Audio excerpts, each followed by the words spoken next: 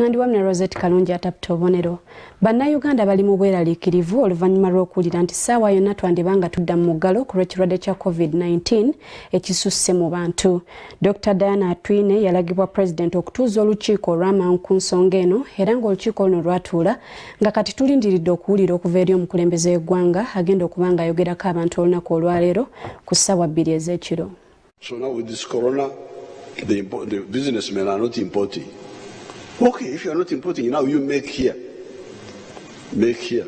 Nga ebula ddakiika zokka omukulembeze w'eggwanga Uganda, General Kaguta Museveni okwogerako eri eggwanga n'okulungamya ku kirwadde kya COVID-19. Bannayuganda abasinga emitima giri mu kubakubira mutwe ng'eyabuulira olugambo oluvannyuma lw'abakungu okuvaayo okulungamya nga baagala eggwanga lyonna okulaba nate nga lizzibwa ku muggalo. Okusooka, omukulembeze w'eggwanga yalagira omuwandiisi w'enkalakkalira Ministry evunaanyizibwa ku nsonga z'ebyobulamu Dr. Diana Atwine okutuuza olutuulo lw'abakungu ne bekikwatako abalala okusalira wamu amagezi n'okuwabulwa ku miwendo egy'abalwadde ba COVID-19 egizuulwa buli lunaku. Ku lukomo lw'essimu, Dr. Misaki Wayengera atula ku lukiiko lw'abakugu ku kirwadde kya COVID-19 mu ggwanga nga naye yeetaba mu nsisinkano eno eyasalawo ekiddako akasizza nti ensonga 14 ze bakaanyako omwali n'okuzza eggwanga lyattu Uganda ku muggalo. Twalabanga bwe tutaabeewo kye tukola tujja kufuna obuzibu. Ne tulaba nti ate mu disitulikiti nga Kampala n'ewalala tulinayo obulwadde bungi ne tulikomendinga nti oba tusooke tuggalewo disitulikiti zino abagugu ne bagamba nti naye waliwo disitulikiti endala nazo olw'okuba ziyinza okuba tezitesitinga.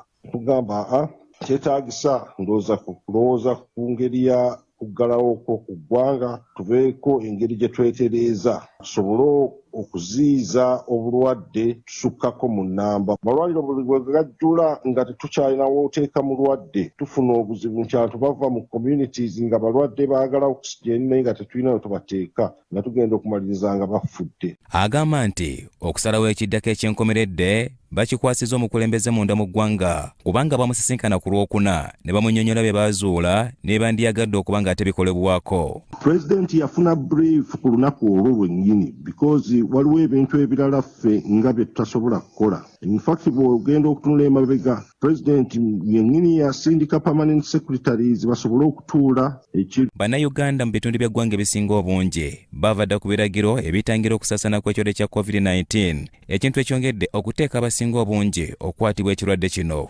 Masiki ndina riwan wabiwulidde ebiri mu ggwanga? Bimbulire sinabiwulira. Oyambala masiki oyambala galubindi? Yambala masiki. Omwana yagitutte bannange egudde ensonga eriwo. Masiki eriwo ogyazikako kisitole ki?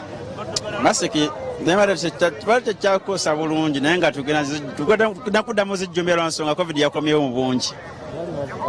Twali twazivaako nga tumanyi COVID yakendeera. Kati eyo wagitadde? Ngambe twali twazikendeeza lwa nsonga nti COVID twali tumanyi nti yakendeera naye kati tugenda tuzizaawo lwa nsonga COVID balangidde nti yakomyewo mu bungi.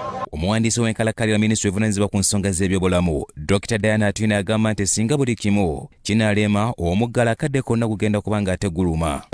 Bw'oselekitinga abantu 10 mu mutwalo osangamu 100 abalwadde.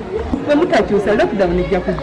Obutukidde olunaku olwaleero nga Uganda egemye abantu abasoma 56,000 abafudde basoma 36 olwo abakwatiddwa ekirwadde kya COVID-19 nga bali 4.5 wadde ng'ebitanda ebisinga obungi mu malwaliro agasinga bijjudde. Disitulikiti ez'enjawulo okuli Kampala, Mbale, Arua, Amuru, Masaka, Kalungu ze zimu ku ezo zinokoddwayo okuba nga zisinzeemu COVID-19 okwegiriisa. COVID era ayongedde okutama amasomero ng'abayizi abasoba mu 8 bakwatiddwa olumbulege. Ng'embeera ya COVID ekyagenda mu maaso, ekibiina ekitaba abagoba bwa bodaboda abeegattira mu kibiina kyabwe ekya bodaboda Century wano we basinzidde ne basaba omukulembeze munda mu ggwanga lyattu Uganda obutabazza ku muggalo. Tuleme kuddayo ku muggalo nga bwe tuguwulira nti Pulezidenti Museveni agenda gwongerayo. Muggalo gwatuyisa bubi n'olw'ensonga eyo gwa bodaboda ali eyo asuubira nti masiki nzibu nnyo nungi nnyo eri obulamu bwo n'omusaabaze n'abaana boolesa awaka. Mu ngeri emu bakinoganyiza nga bagenda okukola kyonna ekisoboka okukangavvula abagoba ba bodaboda bannaabwe abatika abantu ababiri abatagala kwambala masiki ekiyinza okuviirako COVID-19 okusaasaana mu basaabaze. Tusinzire ku ofiisa zaffe Lubaga. Buli wa bodaboda yenna waali okuva kati tandika n'enkya. Tetugenda kubakkiriza kufa, tetugenda kubakkiriza kudda ku lockdown. Tubalabula genda ogule mask, vuga omusaabaze omu gwe tunaakwata ng'ataddeko abasaabaze babiri kajja kumujuutuka. Nga bwe mubadde mukola mukyongeremu amaanyi okubeera nga mwambala mask ate nga muvuga omuntu omu. Baganda baffe nno oluusi abamu abatasobola kuba nti muwulidde oba mulabye, naye abo abalabye oba abawulidde okutandika ku Mande tugenda kugwa wansi ku ground okubeera nga tusomesa abo bannaffe. Abeefuulambu bo si ba bodaboda naye nga batambulira ku bodaboda nabo tubaagala bambale masiki kubanga boonoona omulimu. Beefuulambu bamakanika ng'ate batambulira ku bodaboda. Bannayuganda balinze okuwabula kw'omukulembeze munda mu ggwanga lyattu Uganda ku kiki ekiddako oluvannyuma lw'ebika ebikambwe ebya COVID-19 ku muyaga ogwokubiri ebyavudde mu ggwanga okuli Nigeria, South Africa, Buyinde, Bungereza okwongera okwegereza ng'ekigotta entula munda mu ggwanga lyattu Uganda. Bya Muhammad Wamala, Salt TV, Omunnyo.